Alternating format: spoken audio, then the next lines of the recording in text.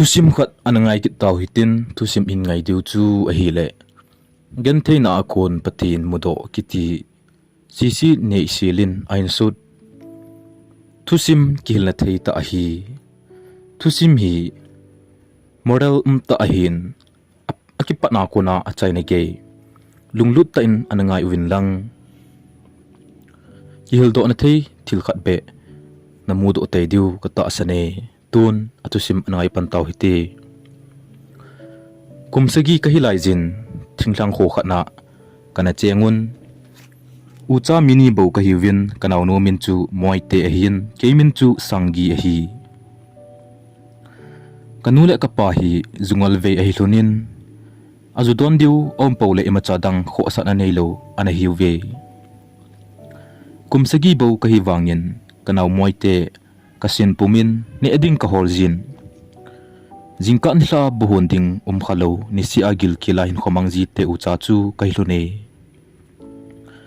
moite chun heu kagil akile ati tingle kalung asijin anchang la na dingla ka heji pon ka Genthei ji hle e ni khan hi kanu zong azu khamna Akonian ahong lip to in agil kilwal chu hitan tin buhin honin atin heno buhon ding anchang umlo katile kapan mi komin ka thumtang tin eino in kanu in zong an sein khutna dolo vule hoya ne eding na kila adiuham tin eino in kanau moite chu kapuyin kapo do thunin gilkil thu pumin khulai dunga chun kawa lele thunin achai chai nan in khanin kadu thunin in nei no chun lungsit mel puta in boy ipithu ham ipine deilun ham 18 kinchong za achapuma chun heno anne adik nei hlun lo a hi kagil thun akil tai ka ti jingle in nei no chun boy nanu na pa lo ham hoilai hon hi hlun ham 18 chapangcha ka hi wangin kaza achama ma jing in ka kunsu in tulang ka ven a hi le eidong phakinin chaphanin kanule ka pamin chu ka seitai kanule ka pamin ka sei zo phanin bu ne ding ei pi in kanau chu to kane zo zo jing hlunin in nei nu chun ka du hlun tan chu ei mu le eilung sima ma in ami hli alung jing e bu kane wa hlun phatna chun angchang sel group ei pi hlunin khongpa do hlun tai anchang ei pi zong chu akoina ding kalung aboi kit tan in sunga von hoi von phajo sila kanule kapan zuman dinga azu chai gam taw anchang om zong le zu to hle jiwin kanau koma boy ian chang hun hi hoilai ikoi hlun diham katile kanau vin heu innoya sial hitin ihon diting themkhat khanen lado ji hiti atin anchang chu innoya ka koi hlun tai kain sung wachun van muding macha tapun bubel mebel side de le zanpon kasilayu tilo chu kain sung wa emadang mu thei om tapoi kanula ka pala asun le zana zukhama hin khomang hiwin zukham lo pha zong anei powin ne eding la umlo hiti chun kanau to mi koma katum le le hlunin kathum do kham kham thlun jong chu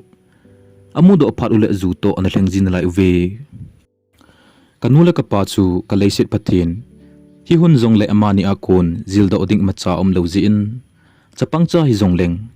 keima silepa he na bo wa Hinkho kaman angai tan kanawin zong nule pa bunga igel jing hitai kaveng sungwa min e he dana chu zungal vei to ding tham ding don lo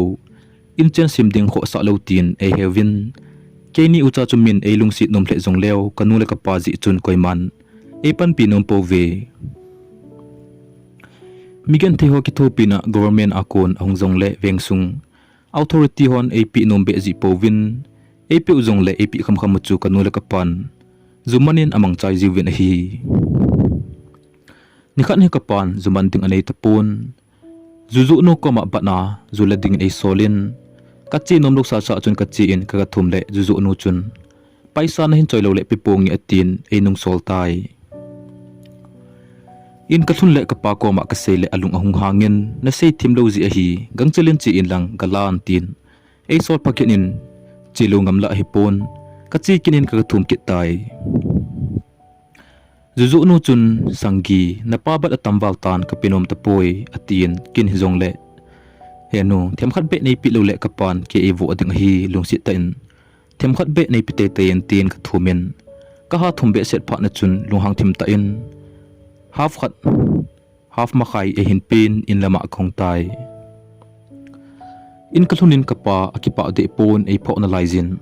ipidinga hi che chang chekhet hi na hin choi ham ka kham zolu di hi atin adon chain e sol phakinin thile thi ka tin kanilin ka chinom ta poi ka chinom ta lo phanin ama aga chi in a hi wangin zuzu nun ahin pinom pon zuzu nun ahin pi nom lo jong chu ke engo okinin ninglel sanggi ipinaga seham nang tu sei zia zuzu nun zu e pi nom ta lo hi atin e vo to e photo ko min kanu chun la ima sei pun kanaw moite to ka kaplunin ka po do luntai nitla ong hi kit phanin kanaw vin heu tagil akile an tikit tan anne ding lak nei thon pon in lam chu ki chapum pumin ka zon thunin in ka thun le ka pa zu kham chu ane imun kanu chu gilkil wala ana peng chu kamun kalung asima mazing in kanu chun lunghang ta in ninglal sanggi hoyana wa wajing thun ham tagil akil wale bu hin hon loyin atin kin heno anchang umlo pi ka tile mi ko mana thumlo le hoyana la adiu ham mi ko ma ka thumloi ta 18 kin zong kanu chu phamo hen lang chawai le jung le agil kil chu ka vezo pon kholaya anchang thum dingin ka po do in koiman anchang e panom jong om ta povin aji chu kanu le kapa zungol ve hi ji chun koimalung sit ka chan lo vu a hi anchang kamu zo lo pha na chun ka chi kinin ka in kom wa umpong phungkhat chu ka ga holin wang phat ta in aga khat na umin umpong chu ka honin kanule kanaw chu kane sa tai kagil akil warji ting kathli alongjin ahin la kanaw nu mun a lungdang melputa ting chu kanum ji pun jisun ni somli an angol ho ka gelin kitil hat nan kamang ji e nikhat jong hi kapan zumanding anei tapun insunga zu teju sila zu chai hitan chini chun insunga awa le in kanaw moite to kapon silthun chu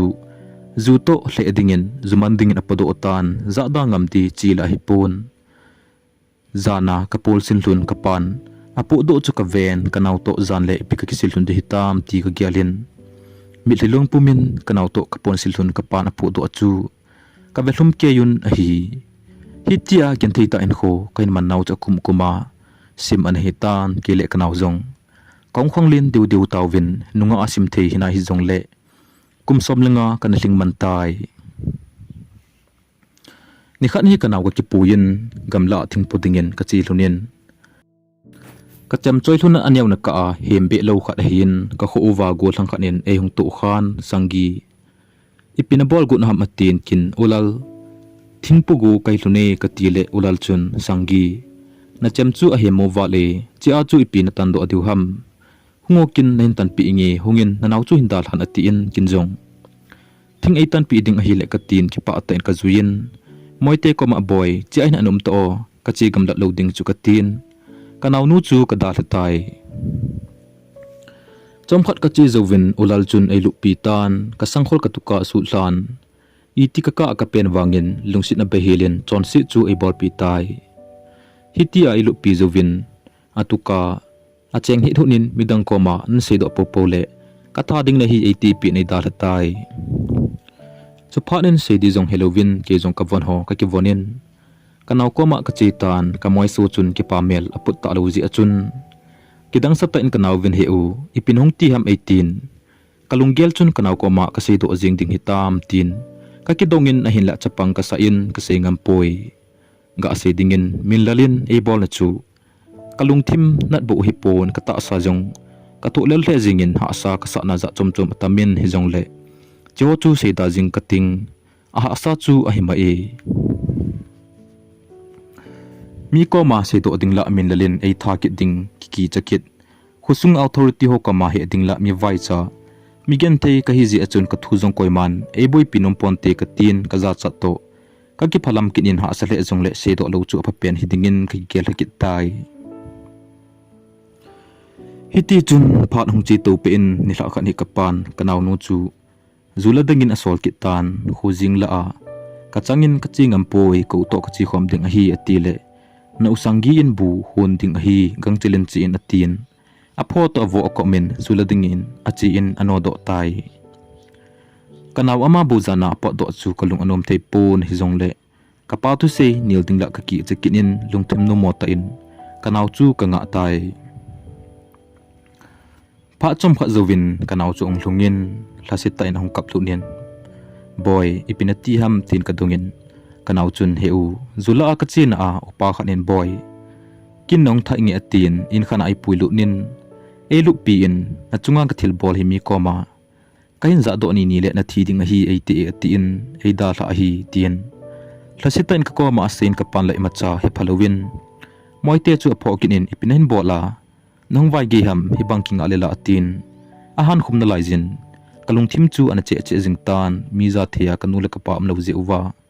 kini ucha chu min ta sanup sana su hla na e manu hin ka chung thu seding zong om lo zia hi ti ai bol hi ti ka gelen ka in sung gen theina to min inu sitan ho ka gele ka pha tam zo chu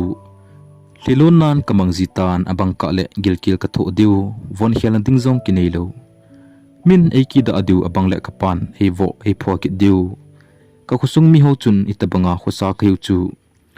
chin te in e he povin ka in wa chun koima angnom pon alang pia he dan chu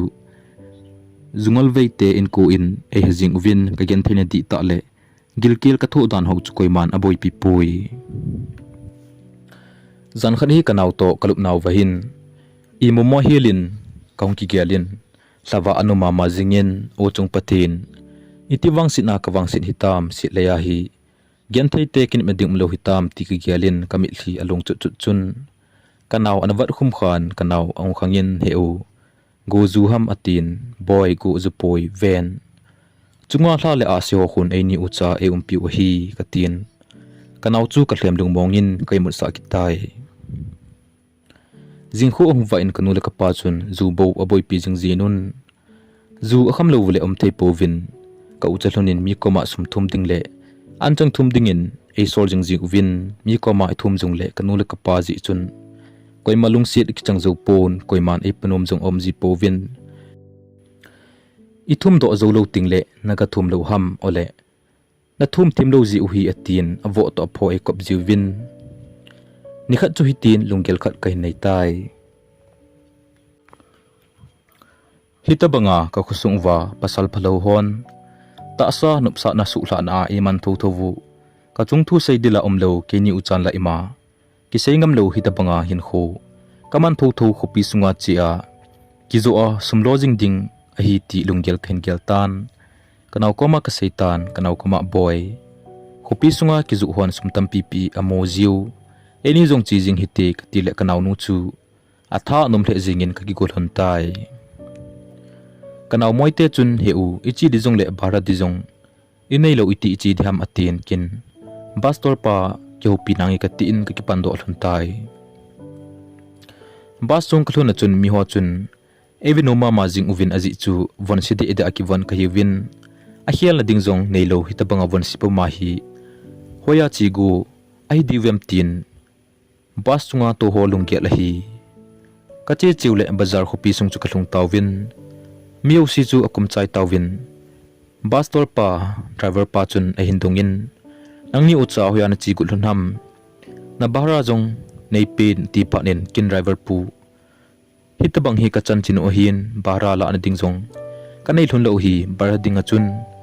zan khat na thu thu in thun tangi ka ti le driver pu jong alung lam ta an hi e Hinkho huwa le hoya nom diu ham e tikinen kachi na ding jong om ti poi ka ti le driver pu chun hotel khana ipuin hotel agi mandile ne mandi jong kanai thun lo hi ka ti le driver pu chun nanaw nu to ithum uwa igi khom diu le kin abonin podo nangi atin hotel achun ka gi khom vin kanaw moite to alum uvin lai a ofin kai mutawve jingka ongi phanen driver pu chun sum zakhat ai pilhunin ei dal hlun tai kizu dinga chi kai hlun wangin kizu na dimun jong kai hlun pon hoilanga chi ai pi bol dem ti kai hlun lo manin tamlin tunga chun Kamu wale le thunin midang ho smart dan ho kabel thunin midang ho chu kin khat chini dikhat neya kino ta smart ta chile wa le ho chu kathang sima ma uvin hitia kawale le lai wachun te sipu mit thim khat hi atupa chupang khanin ahin kai chu kamuthunin lungsit kasma ma jingin kadel phengal hunin hepu hoyan chi gut hun ham tia kho pi pai nga le te sipu mit thim pa chun khuddoa kawale le hun hi boinu kachapa le kamonun eithi san phat over katupala natong thei hilo khuddoa kawale leu hi keini pucha kiwana hi jinge titan asai ngai jinglai achun kamitli analung chut chut jing in hepu hunghunin chadon khomo hite katin bus driver pan sum zakat aida hla pi chu kasumun hlun chu hoimo hle jungle adang kanei hlun lo ji in mi timte pucha to cha don na kamanu angai tai hotela cha ka don lai uwechun keini ucha jong mi Genthei amani pucha jong hi mi Genthei tin kalung ka gel jingtan te spu ko machun ale hepu mi Genthei lungsit dingle khoto ding hi mi umlo hitam katil te spu chun boinu lungneu hi in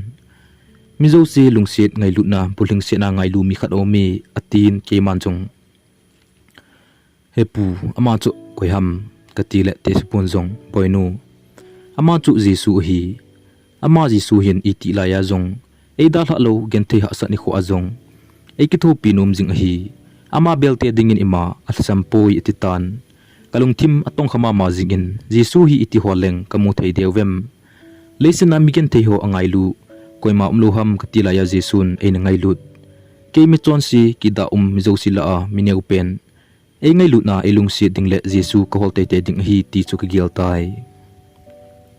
te spu te pu cha to ka ki ken zo wa ko na chun kalung thima ma chadang thei te pun jisu thu bo chu ka gel jing tai hitia khopi sunga ka wa so thim phat no chun kanaw vin heu kadang acha e tin tuidon na dingla ka hepon khopi sunga pat na chun them khat kachi chon jet hunin lampi chomkhat ka joi thunin hele building hoita khat kamuthunin in maya chun te spu khanin lekha khat hi an simen hepu tui nei don sa thei de ham katile henge boinu hoilanga ho niu ham hunghunin don sa inge atin tui don dingin kachi uvin bench chunga ka to thunin te spu chun boinu ana to thlun ta dio tui don digala inge atin ke manjung henge katin kato na bench chunga lekha bu khat chu chuka vetle hu hing na lo pi ti thu cheng akizi in kalungsung atong khle jing e te spu chu ahung tan hepu hu hing na lo pi kiti hoya mu thei ham neisei pi thei dham katin te spu chun hengi boinu tauna mol kiti khat a umin hichi achun sunle janin pastor hole evangelist son kem abol ve chi hlun le chun hu hing na lo pi ne ki mu thei hlun ding hi atin tauna mola kem ki man jing na mun na chi dinga chun kongki pando huntai kanaw moite jong chu atha numa ma jing in achine ding chula gamtha ta hikenin bahra dingla kanei kit hunpon hi jongle gari tol ho driver ho koma kimo thum jing hen ti chu kalunggel hitan kachi thunin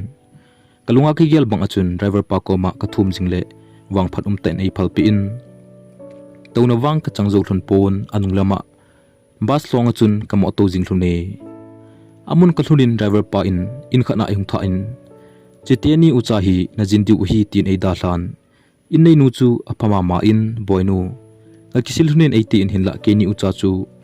von khela dijong nei lo kai thunji achun kisil dijong kanom povin achanu nunga khat omin amin chu nenem hi nenem ko machun boy na loite ni hi von kheldi hinla api in atin ei hinla api lunin ki khomin kachi tawi ki khoma kachi uchun thu sei pan thu en seyen chon set ngai dam thu sermonin amangin ka ucha thunin kamit ti thun alung chu chu jingin kanaw moite jong alung alut mama jingin lungsung ki pana kai nei lun tai ki khop ki khending ko nen ki pa thu selo thei kai hum tapun phat hong ka thumin ka testimony ka phongin la khat thisan lui khat along mi chon si hodingin hichiloi pi chu chon sit sil thingna hi tila chu ka thlengin ka sakhom uvin hichinia ko na chun missionary na kain tong pan hlun tai pa chom kha jovin kana to piu holam kai phabep ho to kaneu laya ka chena kho kanule ka pa na kho a lagaw mang thai ho hu do dingin kawai kon do win ka kho uchu ka hlung taw win kanul ka panwang ena helun tapoi anate thim hluntan ka chi khom piu pastor pachun heno hepa nangni in chan nei hlun loham kya do le ka pachun chanu ni ka nei hlunin ida hla hlunna aso tai amna hlun kai tapoi a hintin kanaw moite le ke chu ka ki ve tu hlunin kami hlun along do pai jingin pastor pan se kinin henu le hepa tu ni hla hun kaya nong hlun ti hi atin atemin kain da la tawin hi ni hla in kong ki khom tawin ke tu sein ka pangin hu hing na thu ton sit ngai dam thu ho ka sei chai pa nin ka testimony ho kan seyen ke hi hichlai khusung mi ka hin zungal vaite chanu koima he khamlo ninglal sangi chu ka hi tia ka pupuma thu ka selai achun khusung mi aki khomo chu ka mun la sawin hichizan achun khusunga lagawa haltha na thupi ta onglung tai kanula kapa ahung ding do hlunin kitim zoluwin kanaule kanu kapa chu aki kol to un aki chebayun ki khopna chu aki chaitan lagawa haltha na to ki pa ta in ki hian tawwi jingkho huwa in kainu chu ka vetle ka da hla bangbang achun anom jing na laijin